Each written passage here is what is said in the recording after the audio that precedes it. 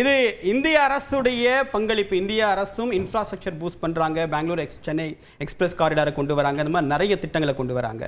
India ஒரு அமைதி பூங்காவாக இருக்குது. நரேந்திர மோடி அரசுடைய கொள்கையும் ஒரு மாநிலத்துடைய வளர்ச்சிக்கு முக்கிய பங்காற்றுது அப்படின்றாரு ஸ்ரீராம். உங்களுடைய முதற்கட்ட பார்வை. அமைதி பூங்காவாக இருக்குன்றதெல்லாம் அவர் சொல்ல நான் நம்புகிறேன். அதாவது அமைதி பூங்கா தான் மாற்றுக்கிறது. மோடி ஆட்சியில் அது இல்லைங்க. நீங்கள் குறுக்க வராதிங்க. நீங்கள் பேசும்போது நான் வாயை திறக்கலை. நானும் பொறுமையாக இருக்கேன், பதில் சொல்கிறேன். வராதிங்க குறுக்க. அதான் நம்ம நாகரிகம். நான் வரல. அதான் அப்போ டபுள் என்ஜின் சர்க்கார் அப்படின்னு ஒரு சட்டவிரோதமான அரசமைப்பு சட்டத்துக்கு எதிரான ஒரு வார்த்தையை பாரதிய ஜனதா கட்சி தொடர்ந்து பயன்படுத்தும். டபுள் என்ஜின் சர்க்கார் அப்படின்னு. இன்றைக்கு தமிழ்நாட்டை கடுமையாக வஞ்சித்து நெருக்கடிகளை கொடுத்து நிதிகளை நிறுத்தி எல்லாவற்றையும் செய்து பார்த்து கூட இன்றைக்கு தமிழகம் சாதித்திருப்பது தான் பல பேருக்கு வயிற்றெரிச்சலை உண்டாக்கி இருக்கிறது. அதுதான் உண்மை. ஏன்னா இருக்கிற ஃபேக்டை மறுக்கவும் முடியாது. இது சென்ட்ரல் கவர்மெண்ட் ஃபேக்ட் வேறு, இதை நிராகரிக்கவும் முடியாது. அதனால தான் இப்போ எப்படி சொல்கிறதுனா அந்த மாதிரி ஒரு அசௌகரியம் ஏற்பட்டுருச்சு எல்லாருக்குமே. அப்போ டபுள் என்ஜின் சர்க்கார் என்பதே ஒரு பொய் புரட்டு. ஏன்னா யூபியில் உங்களால் முடியாததை, குஜராத்தில் உங்களால் முடியாததை டபுள் என்ஜின் சர்க்கார் வச்சு மூவ் பண்ணுறீங்க. அந்த டபுள் என்ஜின் சர்க்காரில் உங்களுக்கு இப்போ ஒரே வாதத்தில் தான் நான் முடிக்கிறேன். இவர் சொல்கிறதெல்லாம் உண்மை. இந்தியாவில் இப்படி மோடி வச்சு நடத்துறதா தான் இப்படி நடக்குது அப்படின்னா, 2 மாநிலத்திலும் ஒன்றியத்திலும் சேர்ந்து பாஜக ஆட்சி நடத்தக்கூடிய மாநிலங்களில் சாதிக்க முடியாததை இன்றைக்கு தமிழ்நாடு, தமிழக முதல்வருடைய தலைமையிலே இன்றைக்கு சாதித்திருக்கிறது அப்படிங்கிறது தான் இங்கே நான் பதிய வைக்க வேண்டிய ஒரு பாயிண்ட். அப்போ இன்னொன்று என்ன சொல்கிறார் அப்படின்னா, இதற்கெல்லாம் காரணம் எடப்பாடி பழனிசாமி அப்படின்னாரு. ஒரு ஜெயலலிதா அவர்களுக்கு 4 ஆண்டுகள் ஆட்சி செய்து அவருடைய ஜெயலலிதா அவர்களும் உலக முதலீட்டாளர்கள் மாநாட்டம் நடத்தி இருக்காங்க. அதான் சொல்ல வரேன். நான் கம்ப்ளீட் பண்ணல பாருங்க. ஐயோ, ஒரு கால் மரியாதை எடப்பாடி தான் சிரிப்பானா? கண்டிப்பா ஜெயலலிதா அம்மாவை சிரிக்கல. இருங்க சொல்றதுக்கு எடப்பாடிக்கு அனுமதிக்க முடியாது. அவர் ஒரு முதலமைச்சர், அவருக்கு உண்டான மரியாதையும் கண்ணியம் காக்கப்பட வேண்டும். இல்ல கொடூர தாக்குதலே 2 பேரும் அப்படி எல்லாம் கிடையாது. இல்ல சொல்லக்கூடிய விதம் அப்படின்றது இருக்கு, அதை அனுமதிக்க முடியாது. கருத்தை வைங்க. சரி சார், ஒரு கால் மரியாதைக்குரிய ஜெயலலிதா அம்மாவை சொல்லியிருந்தா கூட it is a matter of consideration. Edappadi Palaniswami அவர்கள் ஆட்சியில் 2017 சார் ஏன் சார் குறுக்க வரீங்க? அவர் பேசும்போது அவர் குறுக்கிடல ஸ்ரீராம். அவர் பேசும்போது காமெடி பண்ண ட்ரை பண்றீங்க. இப்ப 2 பேரும் காமெடி பண்றீங்க. இல்ல எந்த காமெடில அவருடைய வாதத்தை முன்வைக்கிறீங்க. காமெடி பண்றீங்க. ஜாலியா இருக்கு பாக்கிறதுக்கு. நீ பேச முடியும். நீங்க பேசுங்க. அதாவது ஒரு வாதம் முழுக்கவே ஜோக்கா இருந்தது. எனக்கு சிரிப்பு அடக்க முடியல. நான் அமைதியா இருந்தேன். கன்சிடரேஷன் அடேங்கப்பா. இது தனி ரெண்டு பேருக்குள்ள விவாதமா மாறிடுது. நான் விவாதம் பண்ணல. பாரதிய ஜனதா கட்சி ஆளுங்களுக்கு சொல்லி அனுப்புறது என்னன்னா, நான் எல்லா விவாதத்தையும் சொல்றேன். உங்களுக்கு எப்படியும் பேச பாயிண்ட் இருக்காது. அதுவும் தமிழ்நாட்டுல உங்களால பேச நான் சொன்ன டேட்டால ஏதாவது மாத்தி சொல்லுங்க பார்க்கலாம். பேச விட்டா தானே சொல்ல முடியும். அவர் பேசட்டும். சொல்லுங்க. சொல்லவே மாட்டேன்றீங்களே. இல்ல அவர் பேசுறதுக்கு நீ அனுமதி கொடுங்க. பேசவே விடலையே. நான் என்ன சொல்றேன், பாரதிய ஜனதா கட்சியின் ஆதரவாக வரக்கூடியவர்கள், RSS பின்புலம் உடையவர்களுக்கு எல்லாம் என்ன சொல்றாங்கன்னா, நீங்க சும்மா போங்க விவாதத்துல, கண்டமே எவனா பேசும்போது குறுக்க போது கத்துங்க. அப்ப ஸ்ட்ராட்டஜி அதுதாங்க. வராதீங்க, குறுக்கப்படாதீங்க. நீங்க உங்களுக்கு பதில் வேணுமா வேணாமா? நீங்க பேசுங்க, குறுக்க வராதீங்க. பதில சொல்லுங்க. உங்களுடைய கோழைத்தனத்தை விவாதத்தில் காட்டாதீங்க. பாருங்க நான் பேசவே ஆரம்பிக்கல. நான் சொன்ன உங்களுடைய கோழைத்தனத்தை நிறுத்துங்கள். இத தொடருது. RSS பாஜக இத சொல்லி அனுப்புது. RSS பாஜக இத சொல்லி அனுப்புது. அதான் ஒரு இம்ப்ளிமென்ட் பண்றாரு. நீங்க ப்ரிப்பேர் பண்ணாதீங்க. நீங்க இப்படி போங்க. உங்களுடைய சர்டிபிகேட் அதுதான். உங்களுடைய எடப்பாடி அவர்களுக்கு நான் பேசுறேன். நீங்க சர்டிபிகேட் தர தேவையில்லை. நீங்க சொல்ல வேணாம். உங்க குறுக்க வர சொல்லுங்க. RSS கோழைகளுக்கு இத வேலை. 60 வருஷமா RSS கோழைகளுக்கு ஏன் நேரம் இது? திமுக கொடியை பிடிக்கிறீங்க. 60 வருஷமா உங்களால தமிழ்நாட்டுல ஆள முடியல. அதுக்கான வழியை பேசுங்க. காமராஜர் அவர்கள் பேசுங்க.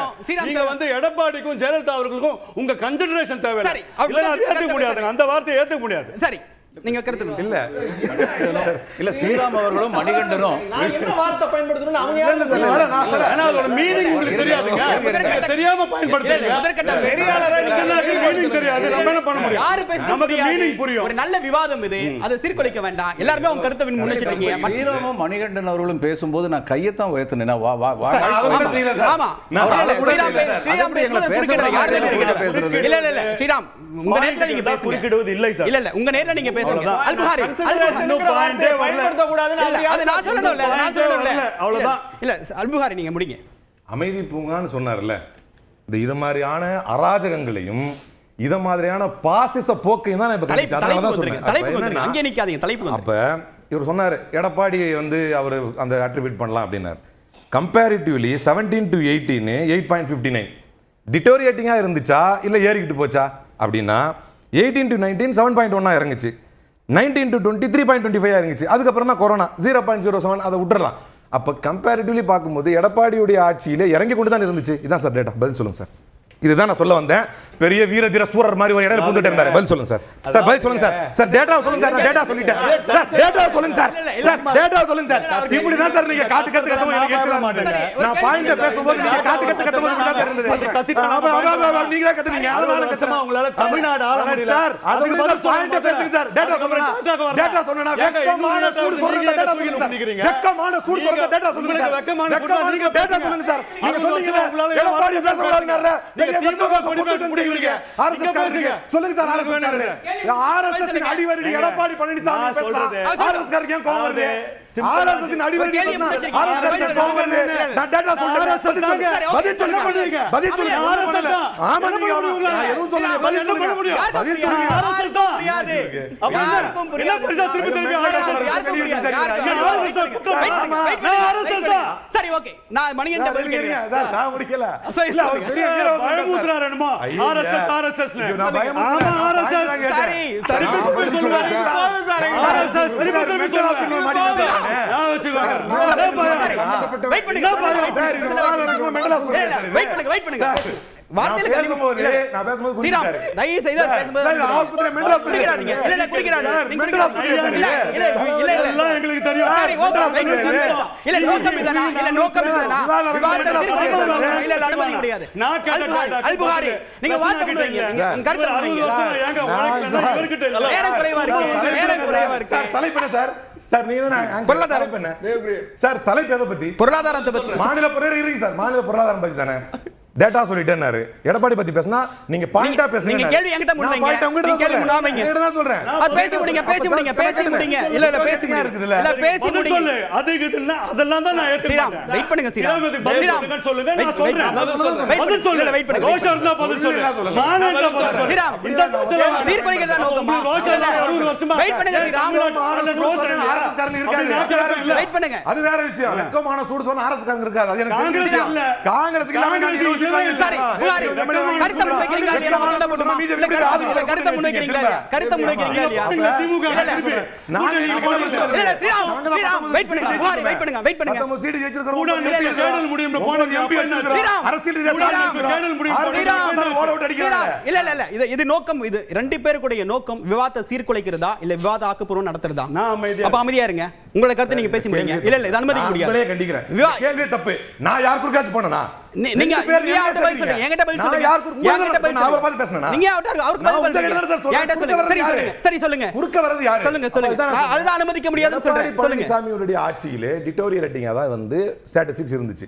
இதற்கு பதில் இல்லை. இப்ப மீண்டும் ஒரு முறை தமிழக அரசு நல்ல பல திட்டங்களை முன்னெடுத்து போயிட்டு இருந்தா. ஏன்னா டாபிக் வந்து தமிழ்நாடு கவர்மெண்ட் பத்தி தான் அப்படின்னு நான் நினைக்கிறேன், நம்புறேன். அப்ப தமிழ்நாடு கவர்மெண்ட் நல்ல டாபிக் நல்ல பல திட்டங்களை கொண்டு போனா நீதிமன்றத்துக்கு போறாங்க. அவர் போட்டோவை பயன்படுத்தக்கூடாது. அப்ப உச்சநீதிமன்றம் என்ன சொல்லுது? 10 லட்சம் ரூபாய் அபராதம் போட்டு அனுப்பிச்சு விடுது. இது இன்னைக்கு நேற்று இப்படி பண்றாங்களா? கைரிக்ஷா இழுக்கக்கூடியவர்களுக்கு ஆதரவா இது அதை ஒழிப்பதற்காக 1973 சைக்கிள் ரிக்ஷாவை மரியாதைக்குரிய கலைஞர் அவர்கள் கொடுத்த போது அதுலயும் அன்னைக்கு எம்ஜிஆர் அவர்கள் என்ன சொன்னார் அப்படின்னா, அதுல வந்து போட்டோ அண்ணாதுரை போட்டோ வருது. அதுதான் அதை தான் தொடர்ந்து இங்கேயும் பண்றாங்க. அப்ப ஒரு நல்லாட்சி நடக்கின்ற காலத்துல அவர் ஒன்று சொன்னாரு, மோடி ஆட்சியில வந்து இலவசங்களை பத்தி நேரம் அவர் பேசினாரு, உடனே டென்ஷன் ஆயிட்டாரு. 2002 மோடி ஆட்சியில் இருக்கும் பொழுது ஒரு மிகப்பெரிய கலவரத்தை நடத்தி, ஏன்னா அது அமைதி பூங்கான்லாம் சொன்னாங்கல்ல, அதையும் சொல்லணும்ல, ஒரு பெரிய கலவரத்தை நடத்தி அப்ப எலெக்ஷன் நடத்தணும் அப்படின்னு முடிவு பண்றாரு. அவரே முடிவு பண்ணி இந்த கலவரத்துக்கு பின்னால உடனே நம்ம வந்து வந்தா ஆட்சிக்கு வந்துடலாம், ஏதோ வளர்ச்சியை காட்டி மக்களுக்கு எழுச்சியை காட்டிலாம் ஆட்சிக்கு வரல, வெறுப்புணர்வையும் மதவாதத்தையும் பாயிண்ட் சொல்லிடுறேன் நான். 2002 அப்படி மத வன்முறை நடந்து முடிக்குது. முடிஞ்ச உடனே தேர்தல் வச்சிடலாம் அப்படின்னு அவரே ராஜினாமா பண்ணிடுறாரு. பண்ணிட்டு சீஃப் எலெக்ஷன் கமிஷனர் கூப்பிடுறாரு. அப்ப சிஇசியா இருந்த ஜேம்ஸ் எம்லிங்கடா வந்து பார்த்துட்டு 12 டிஸ்ட்ரிக்ட் சுற்றுப்பயணம் மேற்கொண்டு பார்த்துட்டு இப்போ உடனடியாக மோடி சொல்ற மாதிரி வைக்க முடியாது தேர்தலை அப்படின்னு சொல்றாரு. அதற்கு நரேந்திர மோடி சொன்னாரு, என்கிட்ட நிறைய பேர் பத்திரிகையாளர்கள் கேட்குறாங்க, ஒருவேளை ஜேம்ஸ் எம்லிங்கடா வந்து இட்டாலிக்காரராக இருப்பாரான்னு என்ன கேட்குறாங்க. எனக்கு தெரியாது, நான் ராஜீவ் காந்தியை தான் கேட்கணும். ஒருவேளை வந்து இட்டாலியில் சர்ச்சில் வந்து எங்கேயாவது சோனியா காந்தி ஜேம்ஸ் எம்லிங்கடா. அப்போ ஒன்றியத்திலும் இவருடைய ஆட்சி, மாநிலத்திலும் இவருடைய ஆட்சி. இப்படி வக்கிர பேச்சுகள், வன்முறைகளின் மூலமாகத்தான் இவர்கள் ஆட்சியை பிடித்தார்கள். இவர்கள் வந்து ரொம்ப நேர்மையா போய் மக்கள்கிட்ட நாங்க இலவசம் தர மாட்டேன், நீ எனக்கு ஓட்டு போடு அப்படின்னு சொல்லி அப்படி இவர்கள் சொல்வது உண்மை அப்படின்னா நீங்க ஒரு கேள்வி கேட்டீங்க. மகாராஷ்டிராவில் 6 மாத காலங்கள் தேர்தலை தள்ளி போட்டார்கள். ஹரியானா தேர்தலோடு வர வேண்டிய தேர்தலை அங்கு தேர்தல் முறைகேடு செய்து பெண்களுக்கு 1000 ரூபாய் பணம் கொடுத்து ஆட்சிக்கு வந்தார். ஓகே.